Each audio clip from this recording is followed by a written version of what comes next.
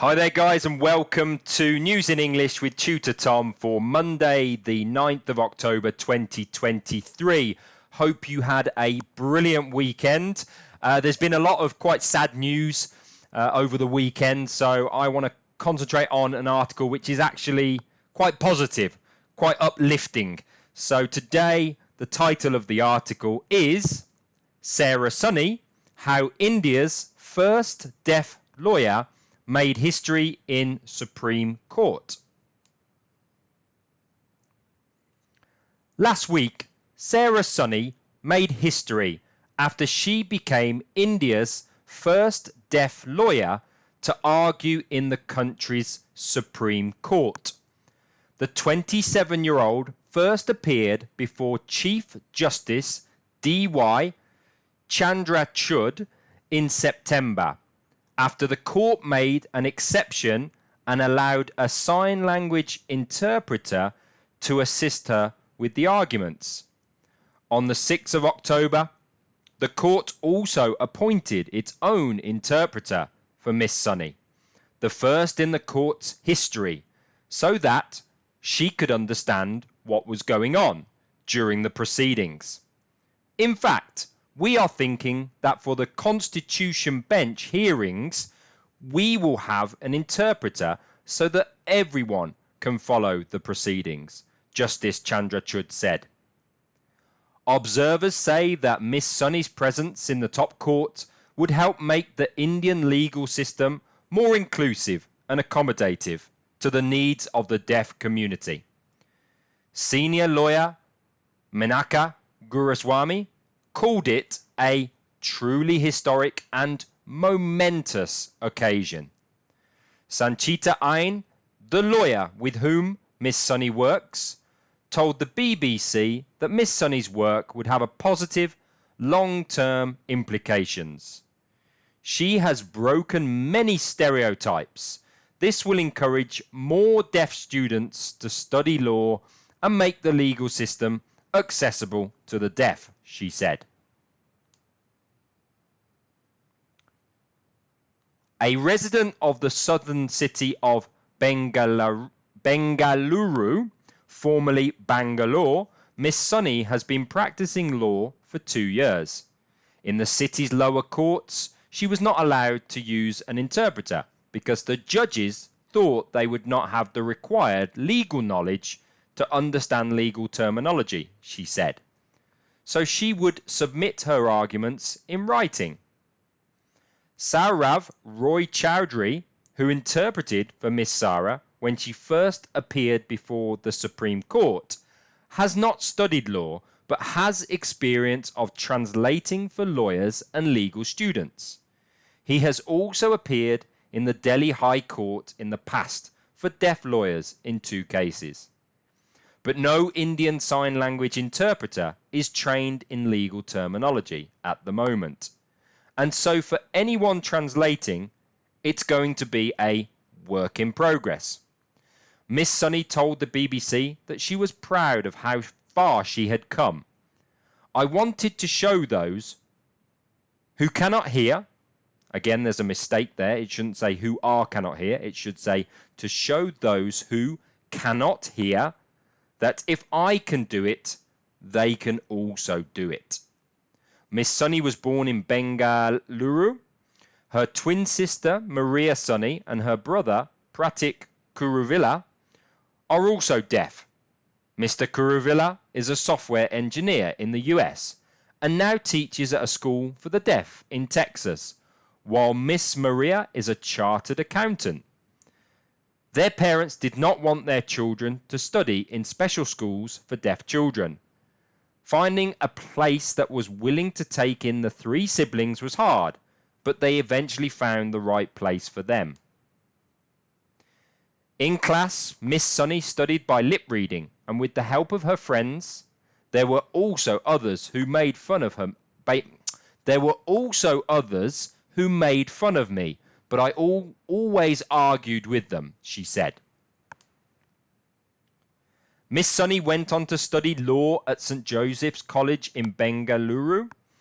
Her mother, who would help her during school, could not do the same with her course, but Miss Sunny said she got support from a friend and her siblings. In 2021, she took the bar exam to enroll as an advocate and began practicing law.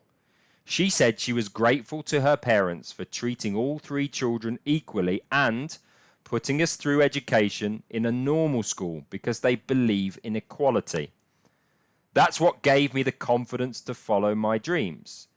Experts say that deaf people in the country are often unable to build a career in law because of stigma and the lack of interpreters in courts. On the 17th of April, the Delhi High Court set a precedent where it allowed deaf lawyer Saudamini Petty to appear in a case. Like Miss Sunny, she too had to bring an interpreter. In September, the High Court said it would start appointing its own interpreters after another deaf lawyer asked for 2 sign language experts, one for lawyers and the other for the judges. The court also asked the Association of Sign Language Interpreters, India, ASLI, to draw up protocols for the interpreters. This was done to make it easy for the lawyers and judges to follow the proceedings. Renuka Rameshan, president of ASLI, told the BBC, Miss Ain said that experts are looking to create a legal thesaurus in Indian Sign Language that would help the deaf lawyers and litigants. Mr. Roy Chowdhury, the interpreter, said the court's decision could also mean that the deaf will realise that they also have an equal right under the law. As per the 2011 census, there were 18 million deaf people or people hard of hearing in India. It is good to have the spotlight on sign language to ensure deaf people get their right to accessibility, Mr. Roy Chowdhury said. He added that a demand for more interpreters in courts will open up employment opportunities for them. There are approximately 400 to 500 certified interpreters, but in reality only 40 to 50 are skilled, qualified and doing ethical work, Mr. Roy Chowdhury said. Ranjini Ramanujam, who is deaf by birth and works at an IT company, called the court's move a blessing and a barrier remover. A former badminton player, Miss Ramanujam, was awarded India's second highest sporting honour in 1999. The Supreme Court's move has given a voice to the deaf, she said. The court has set an example for other offices to follow as well. So a really lovely, lovely article there showing that a disability like being deaf should not be a barrier to achieving amazing things in life. And so long as the country provides accessibility and support, then anything is possible, as we're seeing from this article. So it's a really, really heartwarming article there. And it's got some lovely words in it as well. So let's go through the words that I really like in this article. Okay, so the first one is exception. Exception. A person or thing that is excluded from a general statement or does not follow a rule. So for example, he always plays top tunes and tonight was no exception. Exception. Interpreter. Interpreter. A person who interprets, especially one who translates speech orally or into sign language. Interpreter. Accommodative. Accommodative. Willing to fit in with someone's wishes or needs. For example, she was understanding, patient, accommodative, and always had a solution to all problems. Accommodative. Momentous. Momentous.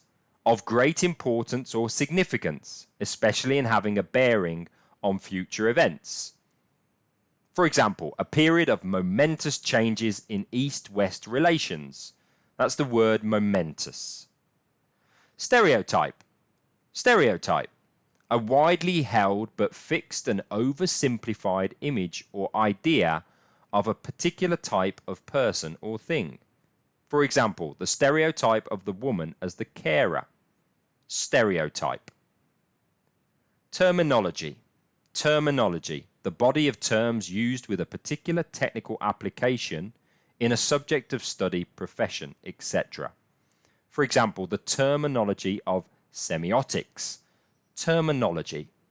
And then finally, precedent, precedent, an earlier event or action that is regarded as an example or guide to be considered in subsequent similar circumstances.